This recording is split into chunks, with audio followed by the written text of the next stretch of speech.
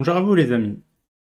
Aujourd'hui je vous fais une vidéo qui va vous parler d'inflation, récession, dépression et d'investissement pour essayer de contrer ces chocs problématiques dans notre économie française et mondiale. Et donc je vais vous parler des placements à privilégier pour les années futures. Je vais vous parler un petit peu de l'immobilier et, comme le montre mon t-shirt, je vais vous parler du Bitcoin.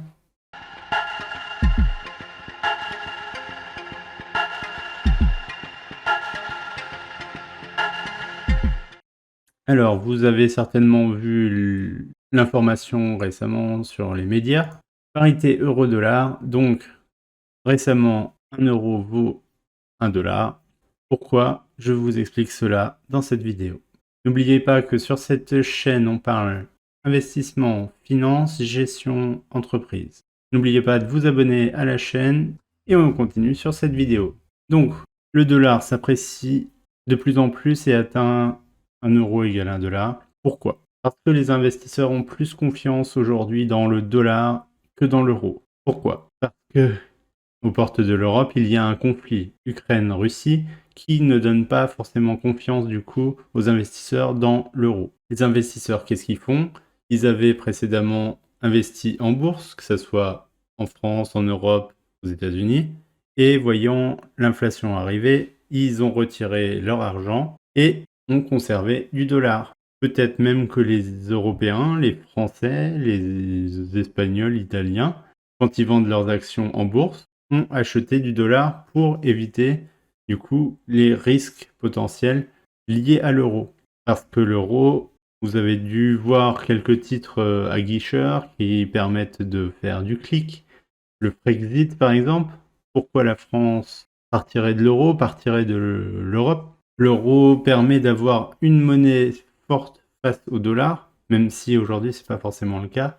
Mais voilà, si on était encore en France, on serait tous à la rue, comme en Turquie par exemple, avec un taux d'inflation qui a frisé les 60%, il me semble, sur un an. Imaginez, ok, le riz, les pâtes, la sauce tomate et les légumes, 60%, bah voilà, ça fait cher, ça fait 2 fois le prix de base presque. Mais on peut encore l'absorber. Mais quand il faut changer de voiture, de télé ou d'ordinateur, imaginez une Renault Mégane qui aujourd'hui coûte environ 20 000 euros.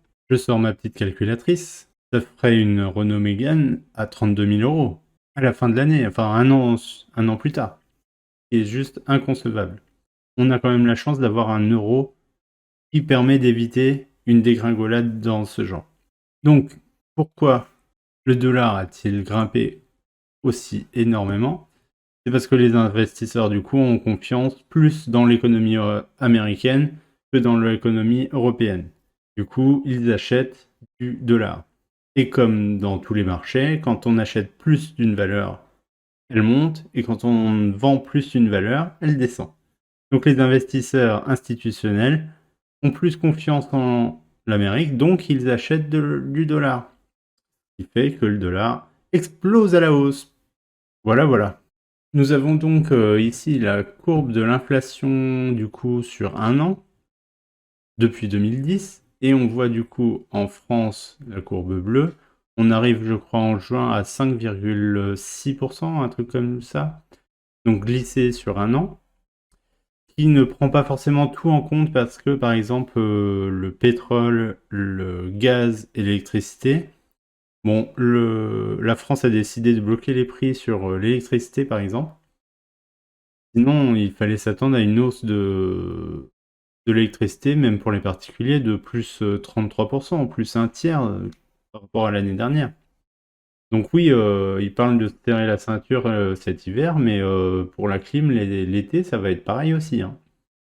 Ou vous allez devoir payer la note électrique faramineuse à la fin de l'année, hein.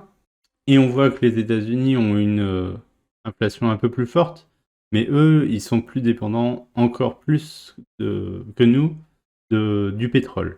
Et quand le prix du pétrole fait x2, x3, bah voilà.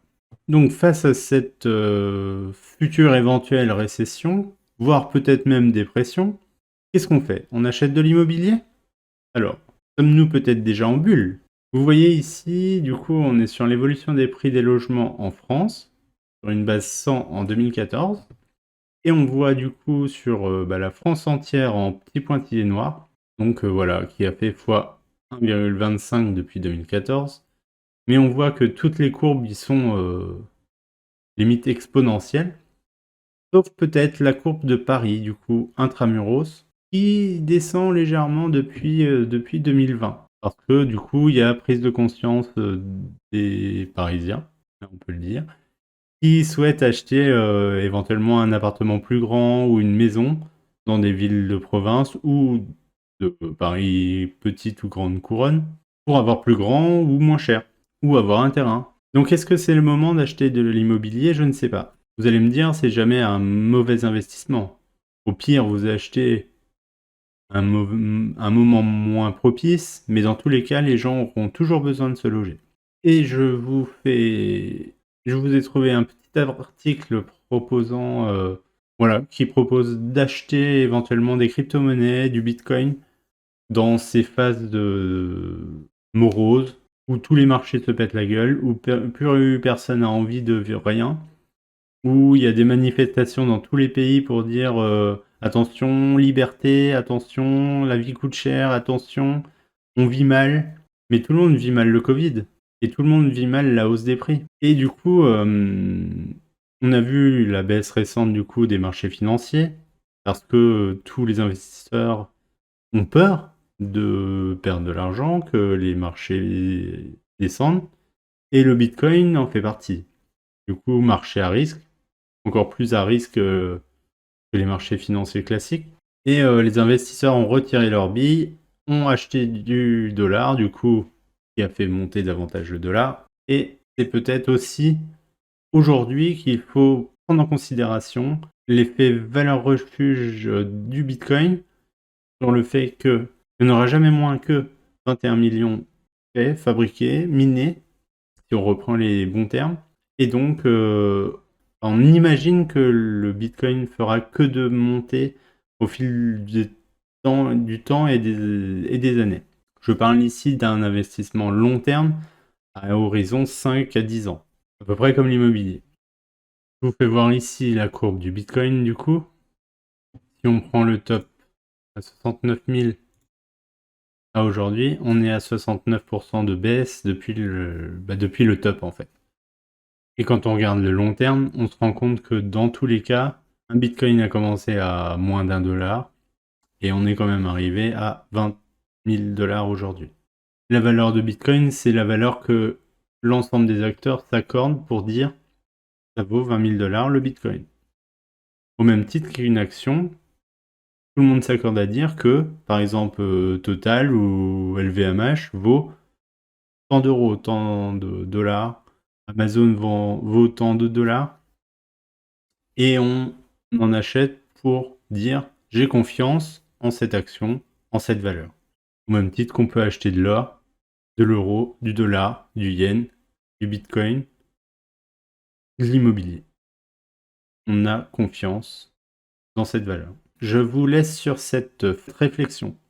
Dites-moi en commentaire ce que vous achetez, comment vous protégez de l'inflation, de la récession ou de la dépression. Qu'est-ce que vous faites? Est-ce que vous avez tout récupéré en billets, en flouze? Vous les avez laissés sous votre matelas? Ou est-ce que justement vous avez acheté du dollar, de l'immobilier, du bitcoin, de l'ether, un lingot d'or ou une voiture pour vous faire plaisir? Ou tout ça en même temps? Dites-moi en commentaire, ça m'intéresse. Et n'hésitez pas à vous abonner à la chaîne, ça aide à me développer, ça aide à développer la chaîne et ça fait voir que vous aimez mon contenu. Et je vous dis à bientôt pour de prochaines vidéos. Ciao!